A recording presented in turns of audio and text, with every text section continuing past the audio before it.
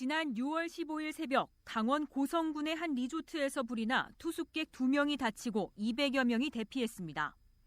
이어 지난달 18일에는 인천의 한 대형마트에서 화재가 발생해 손님 등 수십 명이 대피하는 소동이 있었습니다. 이처럼 여름철에는 유독 다중이용시설 화재가 빈번합니다. 지난 2018년부터 지난해까지 여름철 발생한 화재는 연평균 8,800여 건, 500명 이상이 다치거나 숨졌고 2천억 원 넘는 재산 피해가 났습니다.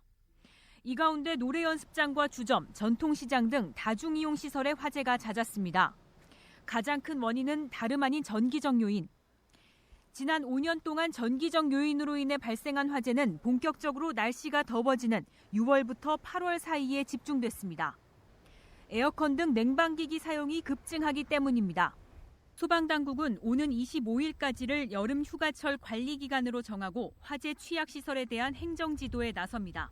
다중이용시설 냉방기기는 단일 선으로만 사용하셔야 되고요.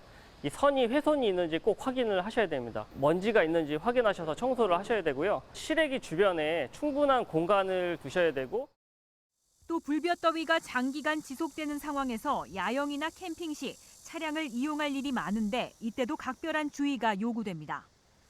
찜통더위 속 승용차는 얼마나 뜨거워질까? 공터에 30분 정도 주차한 차량의 온도를 재봤습니다. 이렇게 밀폐된 차 안의 내부 온도가 순식간에 60도를 넘어섰습니다.